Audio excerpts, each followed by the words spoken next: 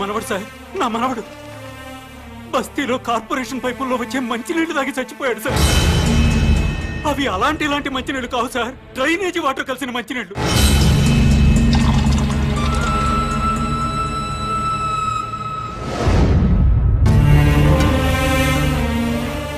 పొద్దున్నే పెద్దవాళ్ళు బాత్రూమ్లకి టాయిలెట్లకి వెళ్తే ఆ పైపుల్లో వచ్చే చండాలం అంతా మేము తాగే మంచినీళ్ల పైపుల్లో కలుస్తున్నాయంటే ఎంత దుర్మార్గమో చూడండి సార్. ఎన్నిసార్లు చెప్పినా అధికారులు పట్టించుకోవట్లేదు సార్. ఈ విషయం మంత్రి గారికి చెప్పడానికి వెళ్తే అపాయింట్మెంట్ కూడా ఇవ్వలేదు సార్ మాకు. మంత్రి గారు ఇంట్లో కూర్చొని తీరిగ్గా క్రికెట్ మ్యాచ్ చూసుకుంటున్నారు సార్.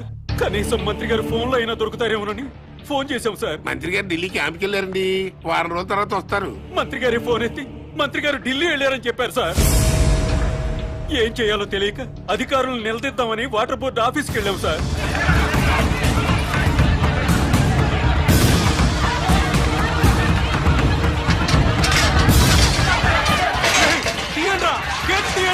గొడవ చేయొద్దు, మర్యాదగా వెళ్ళిపోండి.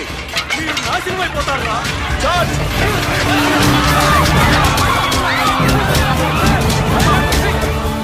చనిపోయిన పిల్లాడి శవాన్ని కూడా కొట్టారు సార్.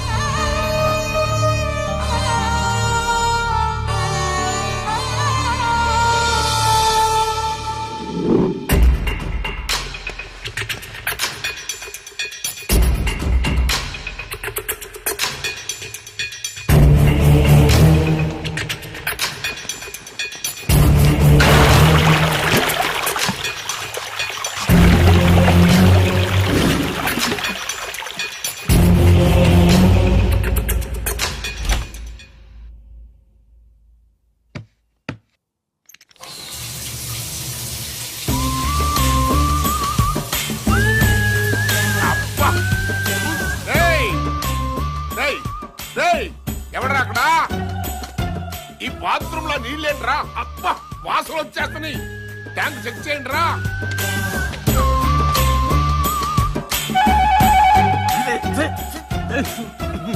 అన్నా, ట్యాంక్ లో డ్రైనేజ్ వాటర్ ఉందన్నా?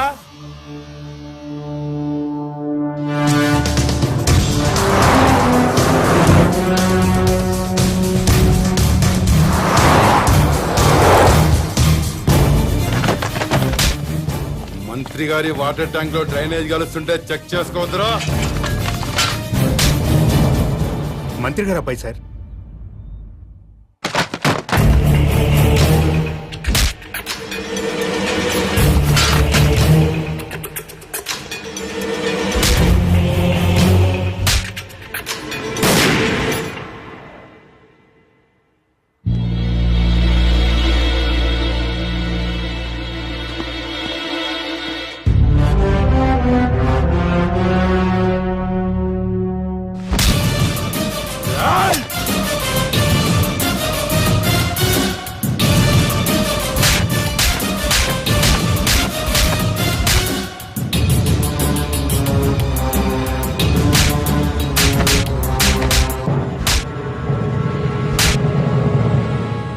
రెండు నిమిషాల్లో నీ బాబు ఇక్కడ ఉండాలి.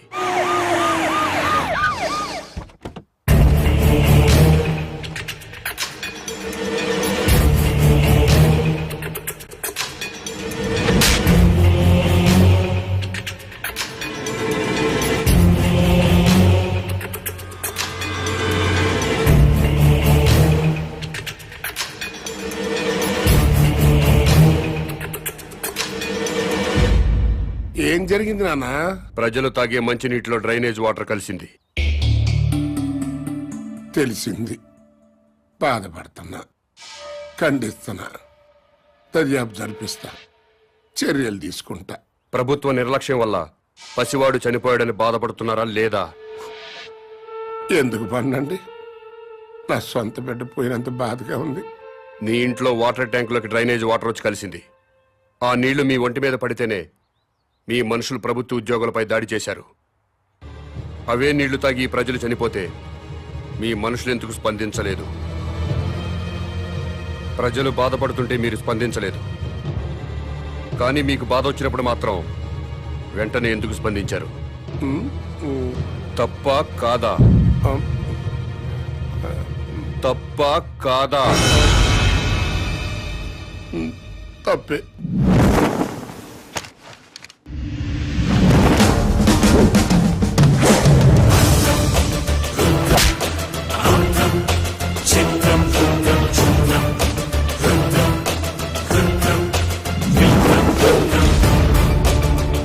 బిడ్డ చనిపోయాడన్న బాధతో ప్రజలు దాడి చేయబోతే వాళ్ళను లాఠీలతో కొట్టి కుక్కల్లా తరిమారు. తప్పు లేదు, లా అండ్ ఆర్డర్ మెయింటైన్ చేయాల్సిందే. మరి మంత్రి గారి కొడుకు వాళ్ళ మనుషులు దాడి చేస్తుంటే ఎందుకు మీరు లాఠీ చార్జ్ చేయలేదు? తప్పా కాదా? తప్పా కాదా? తప్పే సార్. బట్ మేము డ్యూటీ ప్రజల కోసం చేయట్లేదు, ఎమ్మెల్యేల కోసం, మంత్రుల కోసం చేస్తున్నాం. వాళ్ళు ఏం చెప్తే అదే చేస్తున్నాం. ఎందుకంటే వాళ్ళకి నచ్చిన పోలీసుల్ని వాళ్ళ నియోజకవర్గం స్టేషన్స్ కి ట్రాన్స్ఫర్ చేయించుకుంటారు. అందుకే వాళ్ళు ఏ వెధవ పనులు చేయమన్నా సిగ్గుపడకుండా చేస్తున్నాం. మమ్మల్ని కూడా చెప్పుతో కొడతారో ఉమ్మేస్తారో మీ ఇష్టం. ఎవడో అధికారంలోకి వస్తే వాడు పోలీసులతో ఫుట్బాల్ ఆడుకోవడం తప్పా కాదా? తప్పే. మీరు పదవుల్లోకి వచ్చింది ప్రజల మీద బతకడానికా, ప్రజల కోసం బతకడానికా? ప్రజల కోసమే. అంటే ప్రజల్లా బతకాలి. అవునండి. ప్రజల్లాగా ప్రజలతోనే బతకాలనుకుంటే ప్రజలు సంతోషంగా ఉన్నప్పుడే మీరు సంతోషంగా ఉండాలి. అవునండి. ప్రజలు ఏడుస్తున్నప్పుడు మీరు ఏడవాలి. అవునండి. ప్రజలు ఏం తిని బతుకుతున్నారో అదే మీరు తిని బతకాలి. అవునండి. ప్రజలు డ్రైనేజీ వాటర్ తాగితే అవి మీరు తాగాలి. అది ఎట్టకుదు. రండి, ప్రజల్లా బతుకుదురు గాని.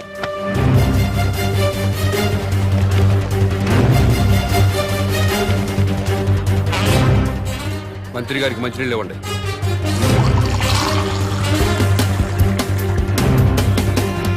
తాగు. నేను తాగగలను, నువ్వు తాగలేవా? తాగు తాగు. రోజు మేము తాగేది అయ్యే. తాగు తాగు.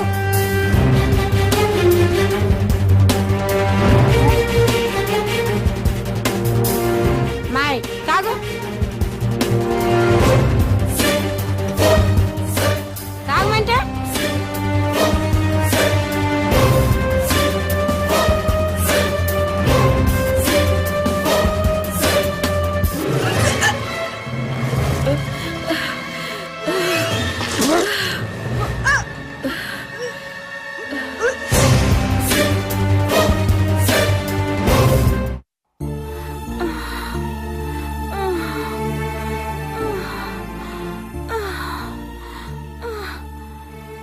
నీళ్లు తాగాక బస్తీలో పిల్లోడు చచ్చాడు.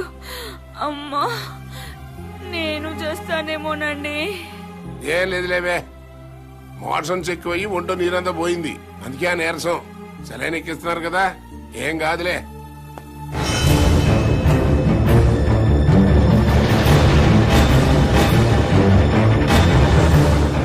ఏంటిది? ఇటు ఇళ్లలోకి తోసుకొచ్చేటివేనా? మీ ఇళ్లలోకి మేము టెస్ట్ ఊరుకుంటారా? ఏమనంటే ప్రెస్. మా ప్రైవేట్ జీతాలు ఉండవు. ఉండవు. ఏ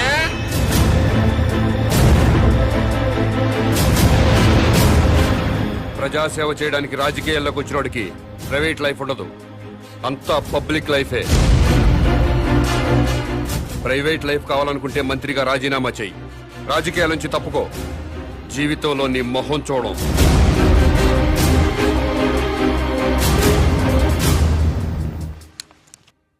రాని రాని, ఆపు ఆపు ఆపు ఆపు.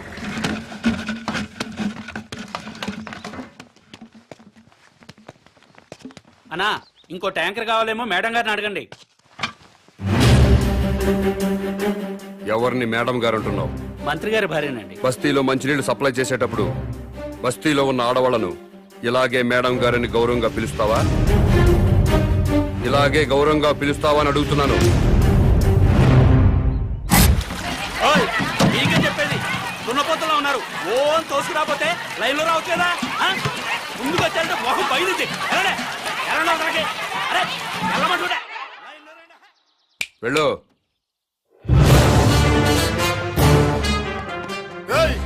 ఏం పని అదే?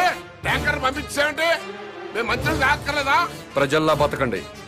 ఆహా, అది ఎలాగో తమరే సెలవే ఉండే. బస్తీకి వెళ్ళండి, ట్యాంకర్లు వస్తాయి. అక్కడున్న ఆడవాళ్లతో పాటు మీ ఆడవాళ్ళను కూడా బిందెలతో మంచినీళ్లు పట్టుకోమని చెప్పండి.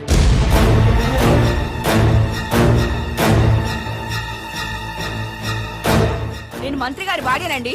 బస్తీ ఆడవాళ్ళతో కలిసి మంచిళ్ళ కోసం బిందె పట్టుకొని క్యూలో నిలబడాలా? లేబర్ కి మనకి తేడా లేదా డాడీ? వాళ్ళు ప్రజలమ్మా, ఆ మాట వాళ్ళని అనలేం కదా.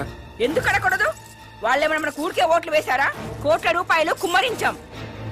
75 లక్షల రూపాయల బ్రాండీలు విస్కీలు తాగి ఓట్లేశారు. ఊరికే వేశారా?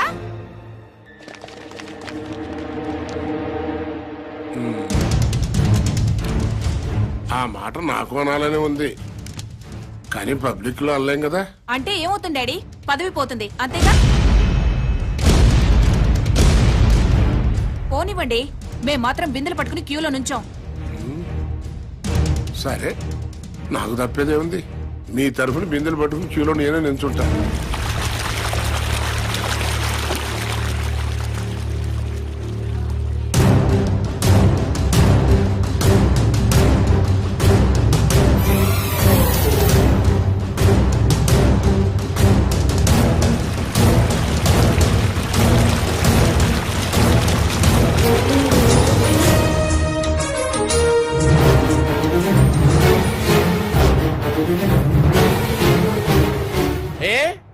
బిందెలతో నిలబడి లైన్లో నీళ్లు పట్టుకోవడానికి ఎందుకు బాధపడుతున్నారు? అధికారంలో ఉన్న వాళ్ళ భార్యలు ప్రజల కంటే గొప్పోళ్ళ? బిందెలతో నీళ్లు పట్టుకోలేరా? ఈ ఒక్క మంత్రి గారి భార్య కాదు, అందరి మంత్రుల భార్యలు ఇలాగే లైన్లో నిలబడి బిందెలతో నీళ్లు పట్టుకోవాలి. అప్పుడే ప్రజాస్వామ్యం బతుకుతుందని నేను మీకు మనవి చేస్తున్నాను.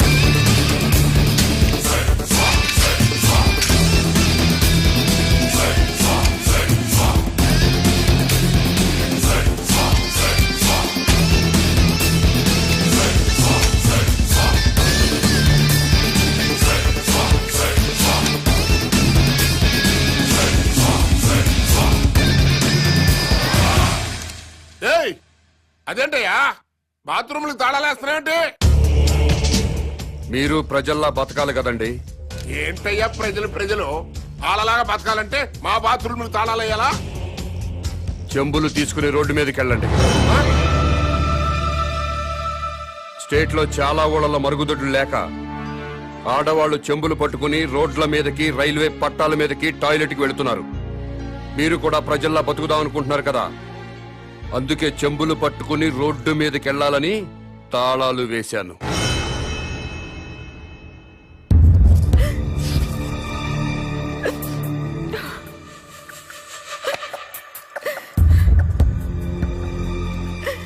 ఇంతకంటే చచ్చిపోవడం నయం.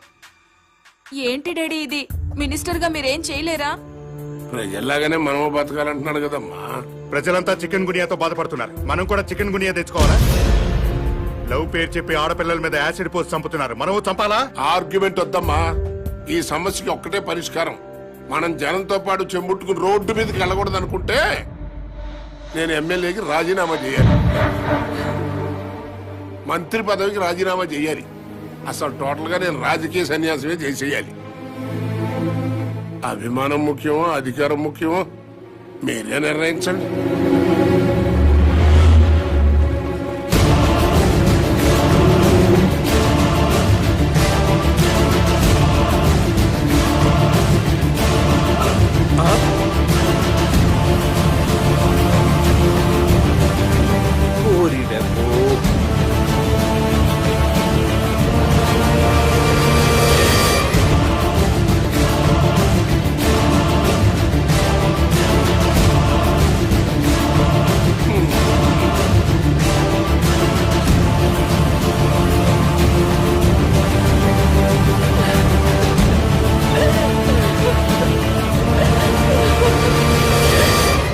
మంత్రి గారు,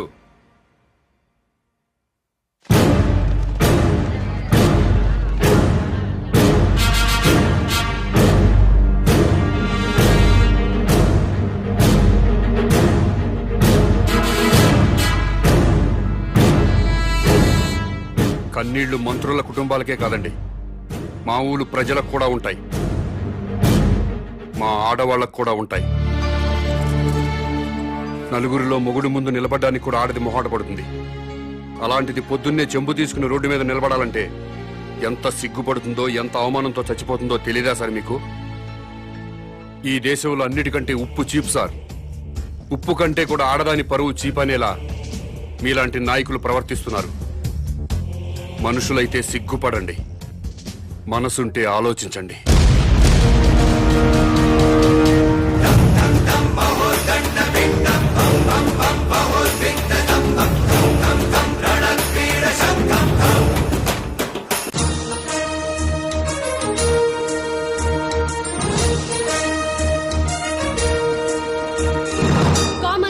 ప్రతిపక్ష నాయకుడు విరుచుకుపడ్డారు. మంత్రి గారి కుటుంబాన్ని అవమానించడం అమానుషమంటూ నిప్పులు చెరిగారు. ప్రతిపక్ష నాయకుడి మాటల్ని లైవ్ లో చూద్దాం. అవునండి, మంత్రి తప్పు చేస్తారు, మీ ఇష్టం వచ్చినట్టు ప్రవర్తిస్తారా? మంత్రి ఫ్యామిలీ ఏం పాపం చేసింది? వాళ్ళని రోడ్డెక్కి అవమానిస్తారా? బాత్రూమ్లకు తాళాలు వేస్తారా? ఆ గవర్నమెంట్ తప్పు చేయదా? తప్పు చేసి అసెంబ్లీకి తాళాలు వేస్తున్నారా? సెక్రటరీ తాళాలు వేస్తారా? అలా మాట్లాడితే కుదరదు. కామన్ మ్యాన్ ని లైన్ లోకి వచ్చి మాట్లాడమనండి.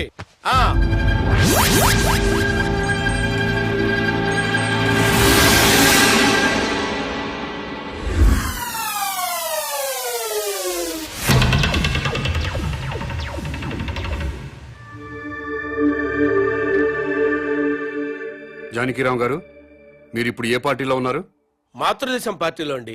ఎలక్షన్ టైంలో ఈ పార్టీని వదిలి ఇంకో పార్టీలోకి వెళ్ళినట్టున్నారు. అవునండి.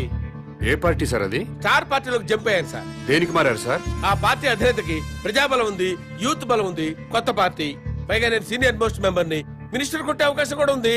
అధికారంలోకి డెఫినెట్ గా వస్తుందని నమ్మకంతో చేరాను సార్. స్టార్ పార్టీలో జాయిన్ అయినప్పుడు ఆ పార్టీని ఆ పార్టీ అధ్యక్షుడిని ఏదో పొగిడినట్టున్నారు. ఎస్, పొగిడాను. స్టార్ పార్టీలో సామాజిక న్యాయం ఉంది, అవినీతిపై పోరాటం ఉంది, ప్రజలపై ఆరాటం ఉంది. పార్టీ అధ్యక్షుడు నీతిమంతుడు. మాతృదేశం పార్టీ నుంచి బయటకు వచ్చినప్పుడు ఆ పార్టీని ఆ పార్టీ అధ్యక్షుడిని ఏదో తిట్టినట్టున్నారు. తిట్టాను. మాతృదేశం అంతా వన్ మ్యాన్ షో సార్. అక్కడ ఆయన ఒక్కడే కింగ్ సార్. అందుకే బయటకు వచ్చాను సార్. సీనియర్లకు విలువ లేదు, జూనియర్లకు తావు లేదు, వెన్నుపోటు రాజకీయాలు. ఎలక్షన్ తర్వాత స్టార్ పార్టీ నుంచి ఎందుకు బయటకు వచ్చారు సార్? ఎలక్షన్స్ జరిగినాయి, పార్టీ పోయింది, గ్లామర్ పోయింది, ఇంకక్కడుండి మేము చేసేదే ఉంది. అందుకనే స్వగృహ ఆపరేషన్ తో మాతృదేశంలో చేరిపోయాం. స్టార్ పార్టీ నుంచి బయటకు వచ్చినప్పుడు ఆ పార్టీని ఆ పార్టీ అధ్యక్షుడిని ఏదో తిట్టినట్టున్నారు. తిట్టేశా. స్టార్ పార్టీ అధ్యక్షుడు అవినీతి పరుడు, కులం పిచ్చి, వర్గం పిచ్చి, పార్టీ టికెట్లు అమ్ముకున్నారు. నిజంగా స్టార్ పార్టీ అధ్యక్షుడికి కులపిచ్చుందా సార్? లేదు సార్. డబ్బులు తీసుకుని ఎమ్మెల్యే టికెట్లు అమ్ముకున్నారా సార్? లేదు లేదే. నిజంగా స్టార్ పార్టీ అధ్యక్షుడు అవినీతి పరుడా సార్? No no no. మరి ఎందుకు సార్ స్టార్ పార్టీని పార్టీ అధ్యక్షుడిని విమర్శించారు? మరి తిట్టకపోతే బయటికి ఎలా వస్తాను సార్? మళ్ళీ మాతృదేశం పార్టీలో జాయిన్ అయినప్పుడు ఆ పార్టీని ఏమని పొగిడారు సార్? మాతృదేశం పార్టీ నాకు రాజకీయ జన్మనిచ్చిన పార్టీ. ఆ పార్టీలో చేరితే మా అమ్మ కౌగిల్లో చేరినట్టుంటుంది, తిరిగి నా పుట్టింటికి వచ్చినట్టుంది. ఆ పార్టీ కోసం నా ప్రాణాలు ఇస్తా, ఆ పార్టీ కోసం రక్తం దారపోస్తా. మీరు ఇప్పటికే స్టేట్ లో ఉన్న అన్ని పార్టీలు మారారు. ఇలాంటి రాజకీయ నాయకుల్ని ప్రజలు ఏమనుకోరా సార్? ఏంటి సార్ జనం గురించి మాట్లాడతారు? వాళ్ళు ఏంటనుకున్నారు సార్? మందు పోయిస్తే ఓట్లేస్తారు సార్, డబ్బులు ఇస్తే ఓట్లేస్తారు సార్, క్యాస్ట్ ని బట్టి ఓట్లేస్తారు సార్. ఒక అభ్యర్థి గుణాన్ని బట్టి ఎవరైనా ఓట్లేస్తారా సార్? వెయ్యారు సార్ వాళ్ళు. అందుకే మేమేం చేసినా వాళ్ళు మమ్మల్ని తిట్టే హక్కు లేదు సార్. అది సార్ జరిగింది. ఏంటి సార్ జనాన్ని ఇలా అన్నాను, కోపం వచ్చిందా మీకు? నిజంగా జనం మంచోళ్ళు అయితే ఒక సిన్సియర్ అభ్యర్థిని ఎందుకోరు సార్? వాళ్ళు చేసేది తప్ప కదా సార్? వాళ్ళని ఎలా బాగు చేయాలని నేను ఆలోచిస్తున్నాను సార్. దాని గురించి ఆలోచిస్తున్నాను సార్ నేను.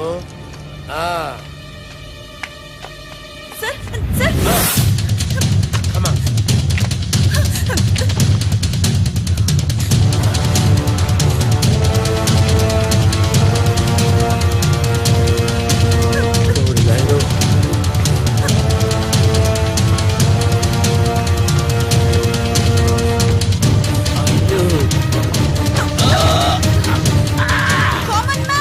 ఇతను పారిపోతున్నాడు, రండి.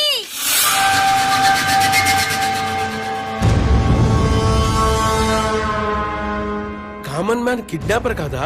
కామన్ మ్యాన్ కిడ్నాపర్ కాదు, నా ఫ్రెండ్. ఇదంతా డ్రామా. డ్రామానా? కామన్ మ్యాన్ ప్రతిపక్ష నాయకుడిని కిడ్నాప్ చేసిన సంగతి మనకి తెలుసు. అయినా కామన్ మ్యాన్ సిటీలో దర్జాగా తిరుగుతున్నాడు. అరెస్ట్ చేయడం పక్కన పెడితే కనీసం కామన్ మ్యాన్ ని అడిగే సాహసం చేయలేకపోయింది ప్రభుత్వం.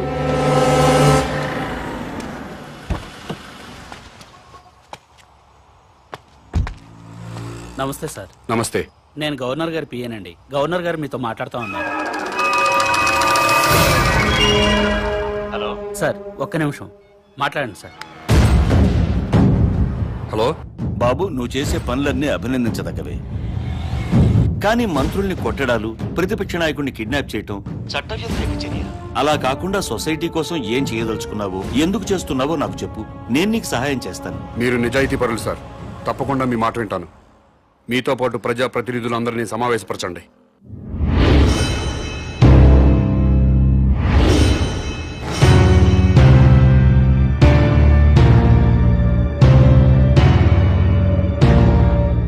నీకేం కావాలి? నాకేం అక్కర్లేదు. మరెవరికి కావాలి? రాజకీయాల్లో సిస్టమ్ ఉండాలి. ఎలాంటి సిస్టమ్? భక్తుల కోసం తిరుపతి కొండపై ఉన్న సిస్టమ్. నువ్వు తాగుబోతువా తిరుగుబోతువా, రౌడీవా గోండావా అన్నది మాకు అనవసరం. తిరుపతి కొండపైకి ఎక్కాలంటే మాత్రం భక్తుడిగా మారాలి. కొండపై ఉన్నంతసేపు తాక్కూడదు, తిరగకూడదు. ఎలాంటి తప్పుడు పనులు చేయకుండా భక్తితో ఉంటూ భక్తుడిలాగా కొండ దిగిపోవాలి. కొండ దిగాక మీ ఇష్టం.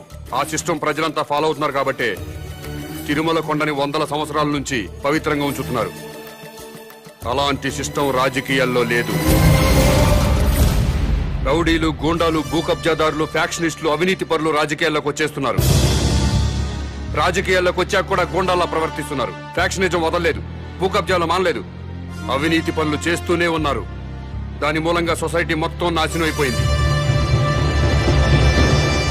డబ్బులు పెట్టుబడి పెట్టాల్సిన వ్యాపారంలో గాని రాజకీయాల్లో కాదండి. ప్రజాసేవ చేయడానికి డబ్బులు ఖర్చు పెట్టుకుని ఓట్లు కొనాలండి? ప్రజలతో బ్రాందీలు విస్కీలు తాగించాలండి? ఎలక్షన్లో డబ్బు సారా ఖర్చు పెట్టకుండా నిజాయితీగా కేవలం ప్రజల ప్రేమతో గెలిచి ఎమ్మెల్యే అయిన వాళ్ళ పేర్లు ముచ్చటగా 3 పేర్లు చెప్పగలరా?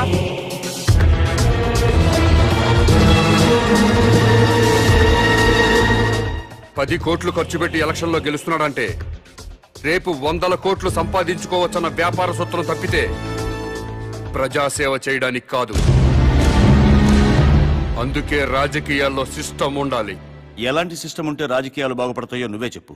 ఎలక్షన్లో ఎమ్మెల్యేగాను ఎంపీగాను నిలబడ్డవాడు ఎలక్షన్ కమిషన్ ఆధ్వర్యంలో రాష్ట్ర రాజధానిలోనే ఉండాలి. నామినేషన్లు వేశాక ఓట్లు అడగడానికి ప్రజల మధ్యకి వెళ్ళడానికి వీల్లేదు. ఇంటింటికి తిరగడానికి వీల్లేదు. పాదయాత్రలు, ఊరేగింపులు ఉండడానికి వీల్లేదు. మీటింగులు, స్పీచులు ఇవ్వడానికి వీల్లేదు. పార్టీ జెండాలు పట్టుకుని ఏ పార్టీ కార్యకర్త ప్రచారం చేయడానికి వీల్లేదు. ఎలక్షన్లో నిలబడ్డ పార్టీల గురించి, పార్టీ అభ్యర్థుల గురించి టీవీల ద్వారా, పత్రికల ద్వారా ప్రజలకు ఎలక్షన్ కమిషనే తెలియజేయాలి. అది చూసి జనం వాళ్ళకి నచ్చిన వాళ్ళకే ఓట్లేసుకుంటారు. తెలీదా? మేము ప్రజల్లోకి వెళ్ళకపోతే మా పార్టీ సిద్ధాంతాలు ఓటర్లకు ఎలా తెలుస్తాయా? పాదయాత్రలు చేసుకుంటూ ఇల్లు తిరిగి ప్రచారాలు చేసుకోకపోతే మా పథకాలు, మా వాగ్దానాలు ప్రజల్లోకి ఎలా చొచ్చుకుపోతాయని. ఊరేగింపులు లేకుండా, మీటింగ్లు లేకుండా, కార్యకర్తలు జెండాలు పట్టుకోకుండా ఎలక్షన్ ఎలా చేస్తామండి? అసలు మేమే ఎమ్మెల్యే అభ్యర్థులమని జనానికి ఎలా తెలుస్తుంది? మీరు ఇల్లు తిరిగి ప్రచారం చేయకపోతే మీ పార్టీ సిద్ధాంతాలు ప్రజలకు తెలియవా? తెలీదు. ప్రభుత్వం ఆరోగ్యశ్రీ పథకం పెట్టింది. వైఎస్ఆర్ గారు ఇల్లు తిరిగి ప్రచారం చేశారు. ఆరోగ్యశ్రీ పథకం పెట్టామని టీవీల్లోనూ పత్రికల్లోనేగా ప్రకటించింది. ప్రజలందరికీ తెలియలేదా? ఆసుపత్రికి వచ్చి వైద్యం చేయించుకోవడం లేదా? ఎన్టీ రామారావు గారు 2 రూపాయలకే కిలో బియ్యం పథకం ప్రవేశపెట్టారు. 2 రూపాయలకే కిలో బియ్యం ఇస్తున్నామని ఇల్లు తిరిగి ప్రచారం చేశారా? పత్రికల్లోనేగా ప్రకటించారు. రాష్ట్రం మొత్తం తెలియలేదా? ప్రభుత్వ పథకాలన్నీ టీవీలు, పత్రికల ద్వారా ప్రజలకు తెలియంగాలేంది మీరే ఎలక్షన్లో నిలబడ్డ అభ్యర్థులని ప్రజలకి తెలియదా? ఆ సంగతి